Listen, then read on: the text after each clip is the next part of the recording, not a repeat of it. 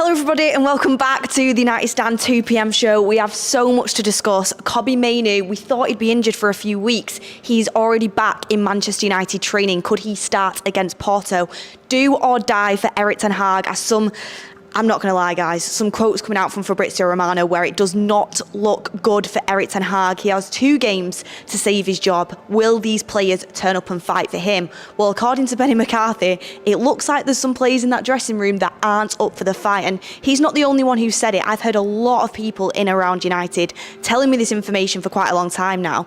Don't bring it to the shows because, you know, people say, Beth, where's your sources? Where's your sources? There is people that I know that have told me the same information as what Benny McCarthy has said. And I know Mark covered that on the morning show, but what he didn't cover was Benny McCarthy also calling out Erik Ten Hag's lack of passion, lack of personality. Is that why he can't get the Manchester United players on board? Along with a little bit of positivity surrounding Erik Ten Hag's tactics as well, and an Erik Ten Hag admission. We've got so much to talk about, so little time. I'm joking, we'll still do a good show here, but we are a little bit late and I do have to apologise for that, guys. We are in Porto, hopefully to see some good football tomorrow night, but based off recent performances and results, I won't count my blessings too quickly. But it is a massive, massive game for Erik Ten Hag, and the players have to fight for him. Have to fight for him the way they did in the FA Cup final if Erik Ten Hag is to keep his job. So sorry about the lateness. I am sorry about that. I thought, you know, we might have a new manager by the time we end up getting live here, 10 years later, but there was a few technical difficulties. But your patience, I'm very, very grateful for it. So anyway, guys, let's get on with the show. First bit of news, Kobbie Mainoo back in training. Love to see it. Harry Maguire back in training as well. Gone under the radar, Harry Maguire, of becoming a little bit injury prone, always out here and there. Isn't a starting centre-back for Ten Hag, so you don't notice it as much. But the squad is stronger with Harry Maguire in it. He is back in training. Mason Mount was missing.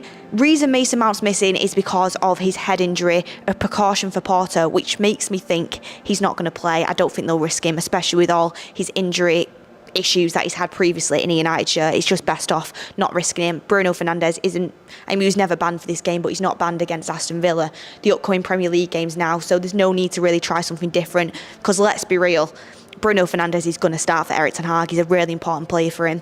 Eriksen's there, you're not massively in need of him. He's probably not going to play against Porto. But some really interesting news as well. Jack Fletcher, the young midfielder, wasn't involved with the under-21s last night, was in training, looks like he could be in the squad for this game. So some really good experience for him. He's having some really good spells at Manchester United, had a good season last season, started the season really well for Manchester United in the under-21s. It'd be interesting to see him as part of the squad. Obviously Darren Fletcher's son, but a really promising player in his own right. So that's a little bit of positive news to start the show, but we have to speak about it. Erik Ten Hag. He's been doing some interviews. I think he did an interview with Sky, and a lot of quotes came out from that Kobbie spoke about on the morning show. But there is an admission, and this is coming from the Mirror, there is an admission from Erik Ten Hag that he knows he's got 2 games to save his job. And now a lot is coming out about this, and a lot is aligning together with this. So let me get the information up. Gonna get some of your chats in as well. But the information is regarding Erik Ten Hag and his job, coming from the Mirror. Erik Ten Hag knows that Manchester United's next 2 games will decide his fate as Manchester United manager, despite his claim that the club hierarchy still back him. So if you didn't see this morning, Erik Ten Hag got asked about his job and whether he's worried about losing his job, and he said, "I'm not anxious, we are together, we created a togetherness in the summer with the ownership and the leadership, we are all behind the agreement we had." But he's going to say that publicly. Behind the scenes, Erik Ten Hag knows he's got 2 games to save his job. I know that, you know that, everybody knows that, who's keeping an eye on Manchester United in whatever realm possible. Even my mum knows that, and my mum doesn't really watch football unless I get her to or talk to her about it. Even she knows Erik Ten Hag's on thin ice because I'm ranting to her about it all the time. So everybody knows Erik Ten Hag only has 2 games left to save his job. Can he do it? But on the back of this, Fabrizio Romano has also come out with a really, really interesting statement, and let me get this up now. I thought I'd wrote it down on this section, but I haven't. The joys of being live. here it is, the quote from Fabrizio Romano. And Fabrizio Romano, he's got so many connections, he's in the know, and this aligns with the message that is coming out. So it's coming out from Romano, a recent quote: "A tense week at Manchester United. The reality is, behind the scenes, is that 2 games, Porto and Aston Villa, will be really, really crucial for the future of Erik Ten Hag. Manchester United co-owners, Ineos and the management want to see a reaction, an important reaction in terms of results and in terms of the performance. This is going to be important how Manchester United players will react because they are crucial to this." And I think that's a really important part to look at, how Manchester United players will react because they are really crucial to this. There's been a lot of talk surrounding the dressing room, whether they're behind Erik Ten Hag, whether they buy into the project. I think that's what Ineos want to see. If Erik Ten Hag still has the players, because if you don't have the players, you don't have anything. And I've heard from different people that there is certain players in that Manchester United dressing room that don't buy into Erik Ten Hag and don't buy into his project. And that reflects on the pitch. Like, let's be honest, let's be real, that reflects on the pitch. Now, Benny McCarthy has been speaking, and Benny McCarthy has been speaking about how good tactically Erik Ten Hag is. He's a master tactically, but he lacks the passion. And he feels like that's where the disconnect comes between the players and the manager. This is a coach that has been inside that Manchester United dressing room all last season. He knows what's going on inside that dressing room. And he said he feels like Erik Ten Hag lacks the passion. That's why he's not getting through to the players. I can understand that argument. And I understand that that has been something that's been thrown at Erik Ten Hag a lot as Manchester United manager. Where's the charisma? Where's the personality? Tactically, he's a very good manager, but can he get through to these players? There's a lot of big egos in there. Can he get through to them? Well, obviously, it's up to Erik Ten Hag to motivate the players and get his messages across to the players. But we've got Ruud van Nistelrooy in now to bridge that gap. That's what he was brought in for, to bridge the gap between the communication between Erik Ten Hag and the players. And that is apparently what's been happening. I've heard from people very close to Manchester United that Ruud van Nistelrooy has been a fantastic appointment. It's working really well to bridge that gap between the relationship between the players and Erik Ten Hag. Erik Ten Hag knows a lot of them players. He's coached them before. I don't see this as an excuse. And also, just to bring it back to this point, you shouldn't need somebody to get you up to go and put the shirt on and play for Manchester United. You should be ready to fight for every single tackle, you should be willing to cover every single blade of grass if that's what it takes. You should want to put your body on the line. But what I'm hearing, and what's come out from Benny McCarthy as well, is that there's a few players in that dressing room that aren't willing to do that. And I don't think you can pin that on Erik Ten Hag. I really don't. I think there's something that's been going on at Manchester United for a very long time now where mediocrity has been allowed to thrive. It doesn't all come down to the manager. The manager's one man inside a massive institution. Of course, he's got to do things to change it. And Erik Ten Hag said when he walked into the club, it was a mess. It was an absolute mess, and he's had to try and change the standards behind the scenes. But he's one guy. Yeah, he's got coaches behind the scenes. They've invested in him behind the scenes now. So you've got to take that into consideration. But I do think mediocrity has been allowed to thrive at that football club for a long time. And we need to instill leaders, and we need to instill the winning mentality back into that football club. Got loads to discuss. Bruno Fernandes, how he comes into that as the captain, how Dalot comes into that as an important player that Benny McCarthy mentioned as well, someone that Ronaldo name dropped for having a top mentality, how they come into it, and how maybe the lack of leadership in that dressing room is also letting the players on the pitch down as well, and the performances on the pitch down. Is it just down to Erik Ten Hag? But I want to get some of your chats in because, you know, I've not got the chat right in front of me, so I'm just having a look here what some of you guys are saying. We have a super chat in from Kevin Donovan saying, "Hi Beth, do you believe Ten Hag's favourites will save him, or will it be his downfall? Benny McCarthy and us know they have dropped tools." Well, this is the next part of the show I'm about to go on to. It will be extremely, and I'm saying extremely interesting to me, who Erik Ten Hag names in his starting 11 tomorrow night, because he has to win. Erik Ten Hag's record away from home for Manchester United is pretty poor as it is. Porto, that's this stadium that I'm stood inside now, Estádio Dragão, it's a tough place to come. Arsenal came here last season in the Champions League, they lost 1-0. This is a different Porto side, they're under a different manager, but that manager was there at the time behind the scenes. He knows what it takes to manage Porto. They're still a good side. Yes, they lost the first Europa League game, we know that. it's going to make them even hungrier to win in their home stadium. And they know that Manchester United are vulnerable. They know that they're weak. Erik Ten Hag has to pick a side tomorrow that he trusts to deliver for him. The admission is there. He's got 2 games to save his job. He has to pick a side of players he can trust. Who he's named in that starting 11 is going to be very, very interesting to me, because there's so much speculation now. Who's the bad apples in the dressing room? Who's the ones that are down in tools?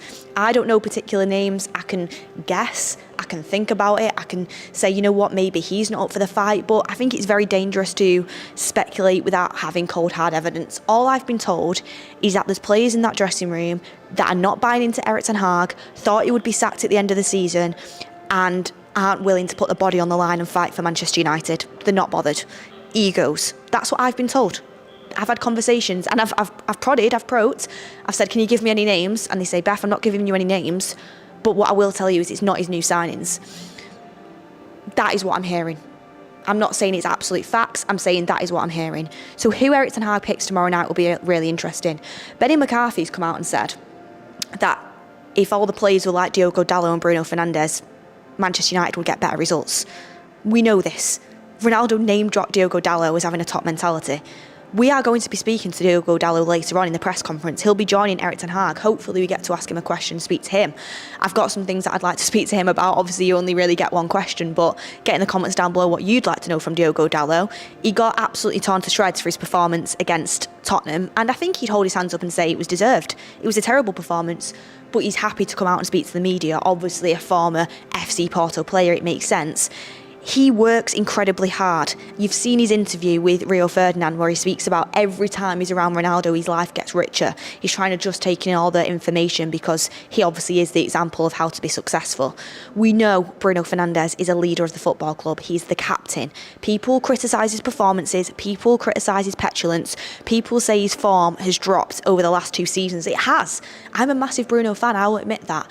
But we know he trains hard. We know his mentality is top. Question marks comes to every single other player in that dressing room, because they're the only 2 that Benny McCarthy named as being ones that, you know, if everybody performed like them, Manchester United would have less problems. So who is it that's not training hard enough?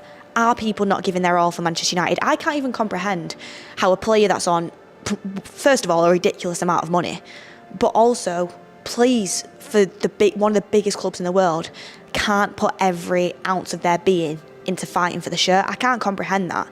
But there is players that are doing that. Of course, you've got to criticise Erik Ten Hag. You have to. I've criticised him a lot in the last few weeks. There is so much going wrong that Erik Ten Hag needs to take accountability for. But who he picks tomorrow night against Porto is going to be very interesting, because Ten Hag keeps telling us the players are together. He believes in them all. They're fighting for him. But some of them come out after the FA Cup final and basically questioned his tactics. That's not a sign of togetherness. And the Benny McCarthy quote saying that not every player is giving their all, that's not togetherness as well, because you should be fighting for your manager. But also, Erik Ten Hag does have to take some responsibility and be like, I need to make the players fight for me. I need to get them to believe in me. And how does Erik Ten Hag do that? Does Ruud van Nistelrooy help that? Start of this season says otherwise, despite of what we're hearing of how positive he's been around the club. It's going to be very, very interesting if these players, backs against the wall, will fight for the manager, because they will know Ten Hag's gone if we lose the next 2 games. The players will know that. Will they fight for the manager? And I wanted to run a poll in the chat. Should Bruno Fernandes start against FC Porto? Because it's a massive, massive question in the fan base right now. His form has fallen off a cliff. He's been one of the biggest underperformers on the pitch. Obviously got that red card rescinded, so he is going to be available for the games in the Premier League. Was always available against Porto, but people thought Ten Hag might not play him because he's going to be without him for 3 games. He's the captain of the football club, but there's so many people calling for him to be dropped. Now the Benny McCarthy quotes have come out, it makes more sense to me why Erik Ten Hag has been playing Bruno Fernandes through the poor form. I've said I'd love to see a midfield of Ugarte, Mainoo and Eriksen. I'd love to see that midfield. But maybe the reason why Erik Ten Hag is playing Bruno Fernandes every single game and every single minute is because he is one of the only players in that dressing room that he knows will fight for him, that trains incredibly hard, is a leader on the pitch. And that is valuable to a manager. So that's why Bruno Fernandes, maybe his bad form is being overlooked, because as we know from Benny McCarthy, he's one of the only ones that he will do everything for this football club and give everything, despite whether he's playing well or not. So would you start him? I'm on the fence, because based on form, no, I wouldn't. I think he's been really poor.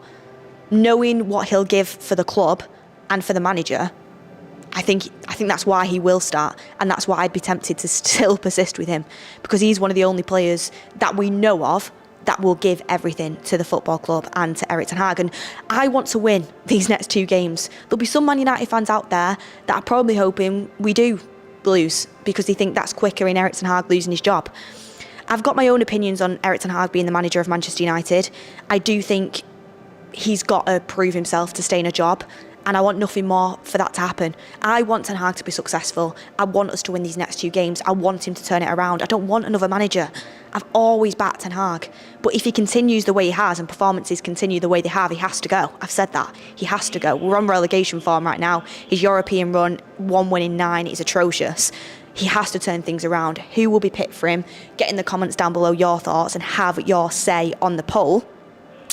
Benny McCarthy's interview, honestly, I mean, when I was reading it, I was like, thank God someone's come out and spoken, because you always get people being quiet for so long, but he has come out and he's recently been in there and he's spoken, and it's what a lot of the fan base believed, but no one's actually come out and said it. And now we've actually got evidence that, this is the case, and we're not just, no one's just making it up, no one's just reading into things. That actually is the case of what's going on at Manchester United. EC says, hi Beth, my brother works for United, and apparently I'm not reading it.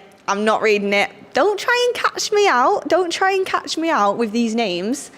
Don't try and catch me out. You could catch me out saying some random Scottish team. Barry, won't say the last name. I remember that.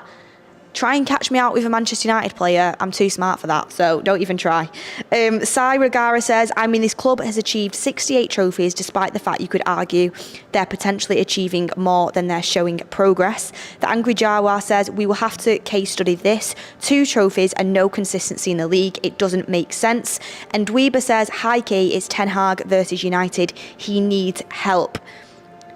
That's really interesting. I think he does need help, and whether Ineos are going to back him, that's the question. According to some very respected journalists, Ten Hag's got 2 games, and Ten Hag knows it, so can the players perform for him? Backs against the wall. Time will tell. Another quote I wanted to bring in from Benny McCarthy. It was about Erik Ten Hag's personality, and he said, in modern football, I believe that players want to see a bit more passion from their coach. McCarthy said, they need to feel that the coach is with them and willing to fight alongside them. Tactically, I feel that Erik Ten Hag is at the top. He lacks a bit of that fire, that passion. That's where we differ, him and I. He went on to say, tactically, Erik Ten Hag is basically a masterclass. He said he gives the players information for every possible situation. He knows how to solve problems, which we haven't seen recently. And he says tactically he's top, but he says personality and getting through to the players, that's where he lacks. Like I said, that's where Ruud van Nistelrooy's been brought in to try and bridge that gap. But is that why the players aren't buying into him? Because he can't get their message through to them? Is that why? Or is it because they just think they know better? That's a question that I keep asking myself. Do they think they know better? You've got players in that dressing room that you would like to think are leaders, but are they? Because I've spoken recently to some people, and back in the day, Ibrahimovic, if things weren't going well under Mourinho, he'd get everyone together and call out people in the dressing room and tell them they need to be better. Is there anyone doing that in Manchester United currently? We had Roy Keane back in the day. Is there anyone currently doing that? Because tactically, apparently Erik Ten Hag's a master, he's top. Steve McLaren said it. Tactically, he's never seen anyone like Erik Ten Hag. Apparently, there was a quote saying out Casemiro thought he'd seen it all at Real Madrid, but he was blown away by Erik Ten Hag's tactics. I ain't seen it on the pitch. I'm seeing Erik Ten Hag fail to impact games with his substitutions. I'm seeing his in-game management being torn to shreds, rightfully so. And I'm seeing him tactically set up wrong against multiple different teams. Spurs absolutely took us for a ride in that first half, and people can talk about individual mistakes, and do not get me wrong, we have been absolutely flawed with individual mistakes, which Erik Ten Hag, in my opinion, can do nothing about. But tactically, we've been set up wrong. So is he is he just not being able to get it through to the players? And 3 years in, you should be able to do that. That's where questions get asked as well. So that's why the lineup tomorrow night is going to be massively, massively, massively important. Let me just have a look at the poll. If anyone can tell me what the poll actually says, should Bruno start versus Porto, yes or no? 39% say yes, 61% say no. Well, that is absolutely massive. And that shows how out of favour Bruno Fernandes is. You've got Young King saying, players said Erik Ten Hag's tactics is terrible because the lower teams keep carving them open, and it's true. Coach Con says the tactics are too complicated for average players to execute, need higher IQ ballers, but somehow they clash with the manager. It's a mystery. We've got Linton saying all Erik Ten Hag ex-players love him and want to join him at United, and the players that were at the club are the problem. They don't want to work hard. Very interesting takes. I think at the moment with Erik Ten Hag, you have people like myself that want him to do well, can see the issues behind the scenes and want that to be weeded out. The last thing I want is a new manager to come in, a new manager bounce, and to be back in the same situation 3 years later with the same issues behind the club. I think there's massive issues going on behind the club that aren't at the hands of Erik Ten Hag, but also as a fan, you can't accept these results. You can't accept these results. You can't accept relegation form. You can't accept these performances, and a change will have to be made.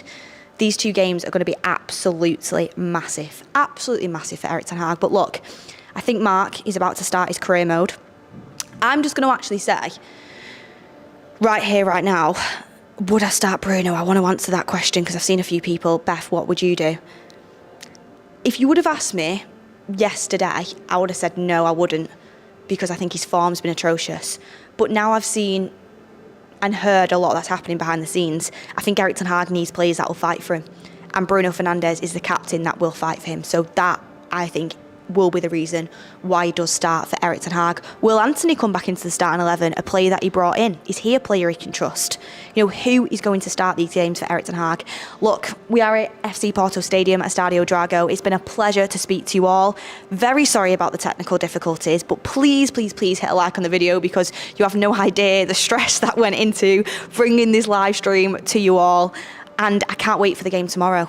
United, they've hurt me, they continue to hurt me, but the reason I can't wait for this game tomorrow is because there is a lot on the line for this football club and the future of this football club, and it's massively important we get our first win in the Europa League. It's a competition that I think is going to be the only way of Manchester United getting into the Champions League, which we've heard based on PSR, United desperately need to do. Are we getting top 4 this season? I can't see it. It's huge. It's absolutely huge. So look, everyone, all the build-up we'll be bringing you, all the content from Porto we'll be bringing to you.